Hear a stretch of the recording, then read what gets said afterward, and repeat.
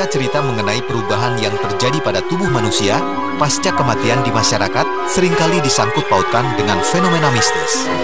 Di antaranya adalah rambut dan kuku yang bertambah panjang meskipun seseorang sudah dikubur, mayat yang mengeluarkan suara, hingga fenomena melahirkan setelah meninggal. Adakah penjelasan medis dari fenomena-fenomena ini?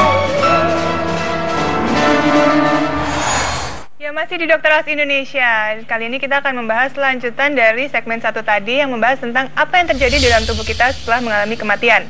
Nah, banyak sekali nih mitos-mitos yang beredar di masyarakat. Ada salah satunya yang mengatakan bahwa ketika sudah dikubur, tetap saja yang namanya rambut dan kuku masih bisa bertumbuh tambah panjang. Atau ada juga bahkan yang mengatakan pernah ada yang melahirkan di bawah alam kubur. Pernah dengar nggak? Penonton di studio pernah dengar nggak? Pernah ya? Aku malah pernah mendengar gitu bahwa setelah kematian itu mereka bisa menikah gitu. Karena waktu itu memang sempat menjadi salah satu bintang tamunya juga gitu loh untuk membahas masalah itu. Dan itu terjadi pernikahan memang di alam kematian gitu. Wow. Juara ya? Oh, juara banget ya. Coba kita langsung tanya deh. Dokter Aji, gimana dok? Mitos atau fakta semua itu? Iya. Secara normal, kita masih hidup nih. Kita masih hidup itu rambut itu dia akan tumbuh sekitar 0,4 mili per hari. Kemudian kalau kuku dia sekitar 0,1 mili per hari. Nah, ketika dia sudah meninggal, itu kan dia terjadi kematian jaringan, kematian organ, kemudian kematian tingkat seluler, jadi kematian tingkat sel. Nah, kalau sudah tingkat sel, berarti dia sudah tidak tumbuh lagi. Kalau misalnya baik itu kuku maupun rambut gitu ya, dia sudah tidak tumbuh lagi secara medis ya. Iya, secara medis. Ini penjelasan secara medis. Jadi kalau ditanya, mungkin nggak sih sebenarnya terjadi kalau memang misalnya kuku ini kalau orang udah meninggal kukunya tambah panjang atau rambutnya tambah panjang? Kalau secara medis nggak mungkin. Nggak ya? Nah, tapi bisa berkesan tambah panjang begini. Pada saat kematian jaringan dan kematian sel itu terjadi pengerutan dari jaringan di sekitarnya. Jadi kalau dilihat itu memang tampaknya kok jadi lebih panjang gitu. Karena loh. jaringan kulit-kulit sekitarnya tuh sekitar kulitnya mengerut. Jadi itu kelihatan lebih panjang. Atau misalkan di daerah kepala kulit-kulit rambutnya itu dia mengerut, jadi agak tambah panjang. Tapi selama saya jadi dokter forensik sih belum pernah sih ya. Saya kan sering gali kubur juga. Kubur ya? Saya sering gali kubur. Ketika saya gali kubur kemudian kita lihat jenazahnya sih ya nggak pernah sih. Nggak ada ya? Tambah panjang kayak begitu ya. Kalau ada saya mau pengen lihat juga gitu. Kalau legenda apa yang pernah ditemukan kejadian-kejadian aneh apa dok? Pernah saya lihat gini, jadi malam-malam, jadi waktu itu kita gali kubur karena letaknya jauh dan di suatu pulau, dari pagi kita berangkat, tiba sampai di pulaunya itu sore hari. Dan masyarakat di sana menginginkan penggalian kuburnya itu pada saat itu juga. Jadi karena dia harus menguburkan lagi.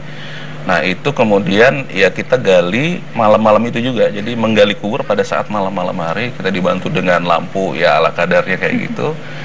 Ya apa yang terjadi ya sebenarnya sih ada suara. Saya sih mendengarnya ada suara-suara begitu ya. Tapi menurut saya sih suara-suara biasa-biasa aja gitu loh.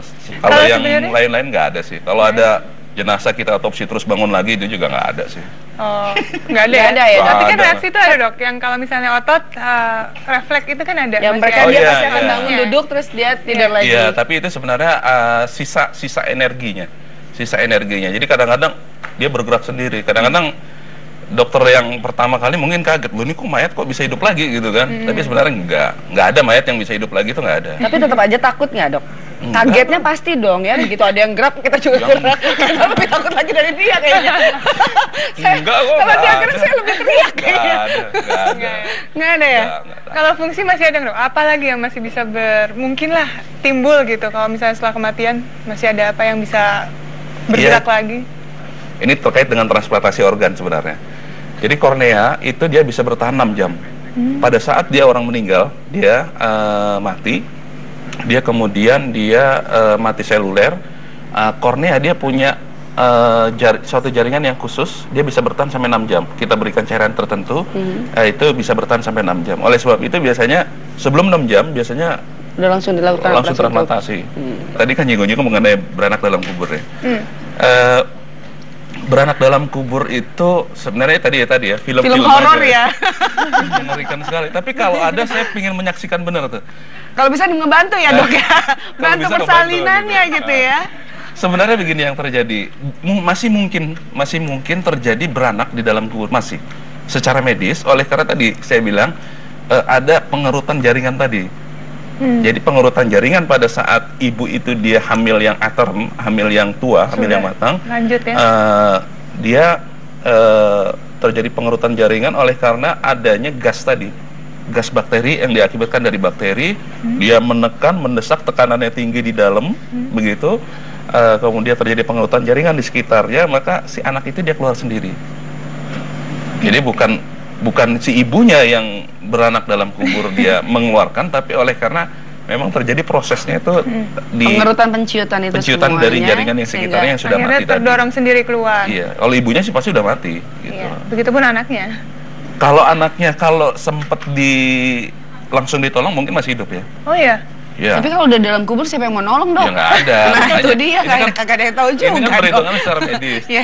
Kalau memang masih memungkinkan itu masih bisa ditolong. Tapi ya kalau sudah lewat berjam-jam sudah nggak mungkin. Udah dong. nggak mungkin. Mungkin lah. kalau dokter kandungan di sebelah dia ngetok dok sama lahiran gitu, mungkin dengar bisa bantu. Mungkin bisa jadi kali. Mitos lagi dok. Itu mitos itu nggak ada Tapi dok. saya belum pernah dapat kasus Itulah kayak gitu. orang Indonesia ya, penuh dengan legenda rasanya. Nggak ada kok kayak gitu. Ya ya.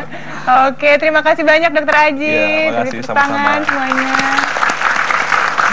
Oke, kita akan kembali sesaat lagi.